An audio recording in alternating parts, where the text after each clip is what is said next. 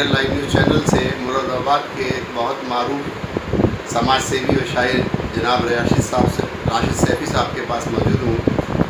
पिछले दिनों कुछ मुरादाबाद में कोरोना के चलते ऐसे हालात थे जो नामुनासिब थे, लेकिन उसके बाद मुरादाबाद की आवाम ने कुछ ऐसा काम किया जो लोगों के दिलों पर छा गए। वो काम था कि यहाँ के डॉक्टर, पुलिसकर्मी और सफाई कर्मियों को हाथों हाथ लिया और उनको कई जगह भरपूर तरीके से उनका स्वागत किया गया। इस हालात के चलते चलते अभी कुछ ज़्यादा दिन नहीं हुए हैं, लेकिन हम आए दिन खबरें पढ़ रहे हैं कि अस्पतालों और डॉक्टर के ज़रिए कोरोना मरीज़ हों या दूसरे मरीज़ हों, उनके साथ उनका रवैया कुछ नामुनासिब है, जिसकी वजह से रोज़ अखबार में खबर पढ़ने को मिल रही है कि इधर मौत हो जाती है या उधर मौत हो जाती है, जो बहुत अफसोस की बात है। इसके पीछे क्या वजूहात हो सकती हैं वो दूसरा इशू है, लेकिन अगर डॉक्टर से जुड़ी हुई कोई ख़बर है तो वो बहुत अफसोस की बात है। इस सिलसिले में हमारे राशिद सैफ़ी साहब ने कुछ अपने कलाम लिखे हैं और कुछ बात कहनी है उनको, तो आज हम मुलाकात आपकी कराने जा रहे हैं जनाब राशिद सैफ़ी साहब से। जनाब राशिद सैफ़ी साहब, आपका प्रोग्राम में बहुत बहुत इस्तकबाल है, स्वागत है। आपने कहा, हमने कलाम पढ़ा जो आपने हमें अभी व्हाट्सएप पे मिला था, और उस पढ़ने के बाद आपसे बड़ी दिली हमदर्दी जो आपने ज़ाहिर की उन मरीज़ों के साथ जो डॉक्टरों की या अस्पताल की कर्मियों की वजह से अपनी जान गंवा देते हैं। हम उसमें चाहेंगे कि आप अपने वो तासुरात अपने श्रोताओं को, अपने जो दर्शक हैं उनके सामने रखें, ताकि और उन समाज सेवियों के सामने भी रखें, उन डॉक्टर के सामने भी रखें जो इसमें पूरा ज़िम्मेदार हो या पूरे ज़िम्मेदार ना हो, लेकिन कहीं ना कहीं उनसे जुड़े हुए हैं।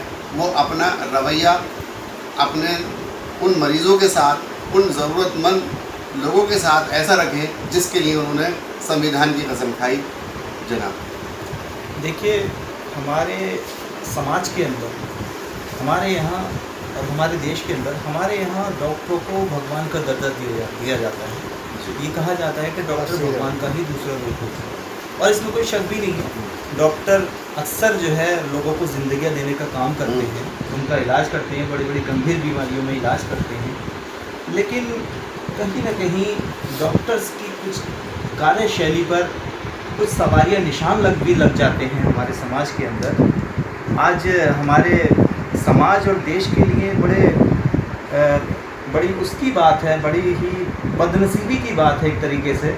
मैं ये कहूँगा कि एक गर्भवती महिला 13 घंटे तक लगातार इलाज के लिए भटकती रहती है, उसका पति उसे लेकर भटकता रहता है, और 13 घंटे के बाद रात को आखिर में वो दम तोड़ देती है एम्बुलेंस के ही अंदर, और एक नन्ही जान जो उसकी कोख के अंदर पल रही थी वो भी उस दम तोड़ देती है। तो ये हमारे समाज के लिए बड़ी विडंबना की बात है। ये कहाँ की घटना है डॉक्टर? ये गाज़ियाबाद की खेड़ा कॉलोनी है, वहाँ की ये घटना है। शुक्रवार की ये घटना है।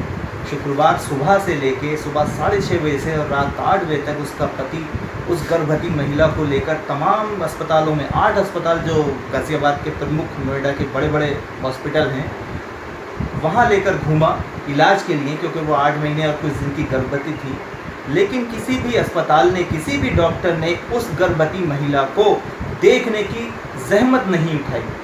आप ये महसूस कर सकते हैं कि जब एक महिला गर्भ धारण करती है तब वो कितनी तकलीफ़ें बर्दाश्त करती है, कितना दर्द बर्दाश्त करती है, और अपने अंदर जो एक जान को पालती है वो किन उम्मीदों और किन आशाओं के साथ में।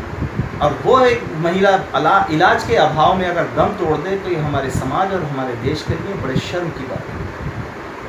जी बिल्कुल ठीक फरमाया आपने।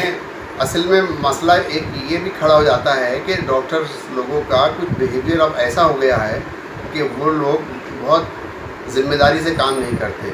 अक्सर हमने देखा मुरादाबाद के हालात भी कुछ ऐसे ही रहते हैं। इसमें हमें देखना पड़ेगा, कुछ डॉक्टर्स ने ऐसा करके रखा हुआ है कि उनके तो हॉस्पिटल एयर कंडीशन है, एक मामूली हैसियत का आदमी उन हॉस्पिटल में जा भी नहीं सकता। डॉक्टर मिनिमम 800 और 1000 रुपये फ़ीस लेते हैं। ऐसे हालात में जब भरपूर फ़ीस ले रहे हैं और उसके बाद वो उन मरीज़ों के साथ वो दिली हमदर्दी नहीं रखते और वो उनकी अचानक ऐसे हालात में मौत हो जाती है, बेहद अफसोस की बात है। जो राशिद साहब आपने इसमें जो कलाम लिखा है ज़रा वो बताइएगा।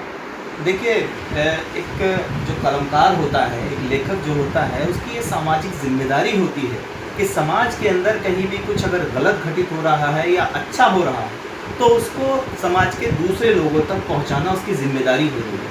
और इसी जिम्मेदारी को पूरा करते हुए हमने जब जब समाज के अंदर गलत चीज़ें भी हुई हैं उनके खिलाफ भी आवाज़ उठाई है, और अच्छा कुछ हुआ है तो वो भी लोगों तक पहुंचाया ताकि लोग उससे प्रेरणा लें। मुरादाबाद के अंदर जो एक घटना हुई नवाबपुरे के अंदर, जो मेडिकल टीम के ऊपर जो पथराव और जो गलत चीज़ें हुई, उसके खिलाफ हमने बहुत आवाज़ उठाई। हमने उन लोगों को कहा, हमने ये लिखा कि जहालत की वजह से हुई ये रुसवाई है, वरना मुरादाबाद ने तो सदा ही गंगा जमनी तहजीब निभाई। हमने ये कलाम लिखा था और पूरा आर्टिकल भी हमने लिखा था। और उसके बाद में पूरे मुरादाबाद की आवाम ने तमाम डॉक्टरों को और तमाम कोरोना योद्धा जो जिन्हें हम उपाधि दे रहे थे उनको उनका सम्मान किया, उन पर फूल बरसाए पूरे मुरादाबाद के अंदर। लेकिन जब फिर कोई समाज के अंदर जो स्वीकार न होने वाली चीज़ अगर होती है तब भी हम उसके लिए हमें लिखना हमारी जिम्मेदारी हो जाती है। तो मैंने कल यही लिखा था इस घटना के ऊपर, जो गाज़ियाबाद के नोएडा की ये घटना है, कि क्या ये वही डॉक्टर हैं जिन्हें हम भगवान का दर्जा देते हैं, भगवान कहते हैं? क्या ये वही डॉक्टर हैं जिनके ऊपर फूल बरसाए जाते हैं? क्या ये वही डॉक्टर हैं जो जिंदगियां बचाने के लिए माने जाते हैं? क्या ये वही अस्पताल है जो जिंदगियां जहां बचाई जाती हैं? क्या ये वो इंसान है जो मानवता बचाने के लिए पैदा किए गए हैं? तो ये सब चीज़ें जो है कहीं ना कहीं हमारे जहनों पर सवाल छोड़ती हैं कि हमारे जो समाज के अंदर जो भी लोग हैं वो पूरे तरीके से अपनी जिम्मेदारी नहीं निभा रहे। डॉक्टर भी उसी में से एक हैं कि चंद डॉक्टर कुछ अच्छा भी काम कर रहे हैं, लेकिन ज़्यादातर डॉक्टर सिर्फ पैसा कमाने के ऊपर ही उनका फोकस रहता है। अभी आप ये देखिए कि जो इस वक्त जो कोरोना का ये मैटर चल रहा था और लॉकडाउन की स्थिति थी, तो मैं आपको बताऊं कि भुक्तभोगी हूँ कि मोहल्ले के अंदर कई जो परिवार हैं उनके परिवारों के उनको कोई और भी परेशानियां होती हैं और भी दिक्कतें होती हैं। तो एक हमारे पड़ोसी हैं, उनको रात के 3 बजे उनकी वाइफ को पेट में दर्द उठा, लेकिन कहीं से कहीं तक कोई डॉक्टर उन्हें देखने के लिए तैयार नहीं हुआ। बेचारी तड़प कर उन्होंने घर पे ही जो है कुछ दवाई खाई, उन्हें थोड़ा रिलीफ मिला। तो इस तरीके की घटनाएं बहुत सारी हैं। और जो लोग ज़्यादा गंभीर बीमारी से ग्रसित हैं वो अगर उसको नहीं बर्दाश्त कर पाते तो वो अक्सर जो है अपनी ज़िंदगी भी खत्म हो जाती है उनकी। तो कहीं ना कहीं हमें समझना होगा कि डॉक्टर्स को भी और भी समाज में हमारे जितने लोग हैं उनके अपनी जिम्मेदारी पूरी तरह से करनी होगी। इस संबंध में मैंने एक आर्टिकल भी लिखा है कि बेईमान कोरोना ने छीना दूसरी बीमारियों से इलाज का हक। यानी कि आज जो देश के अंदर है वो सिर्फ कोरोना नज़र आ रहा है और उसी का इलाज हो रहा है, बाकी और किसी बीमारी का इलाज नहीं हो रहा है। तो ऐसा तो हम मान नहीं सकते कि सारी बीमारियां ख़त्म हो गई थी, बीमारियां सब हैं, ठीक, लेकिन डॉक्टर्स उसका इलाज फिलहाल नहीं करते। बिल्कुल सही कहा भाई, बिल्कुल दीदी जाकी एक मिसाल मौजूद है कि हमारे मुरादाबाद में कुछ ऐसे डॉक्टर हैं जिनके यहाँ 100 से ज़्यादा मरीज़ रोज़ इलाज कराने के लिए जाते थे। आज वो अस्पताल पिछले 2.5-3 महीने से बंद हैं, तो वो 100-150 मरीज़ जो अगर 10 डॉक्टर भी मान लीजिए, 10 अस्पताल मान लीजिए, तो लगभग 3-4 हज़ार मरीज़ जो रोज़ अपने इलाज के सिलसिले में डॉक्टर से कंसल्ट करते थे, वो मरीज़ कहाँ हैं और किस हाल में हैं? क्या उनके इलाज सुधर गए या वो कोरोना के डर से और डॉक्टरों के रवैये से डरे हुए हैं और अपने आप को सामने नहीं ला रहे हैं और वो अपनी परेशानी खुद भुगत रहे हैं?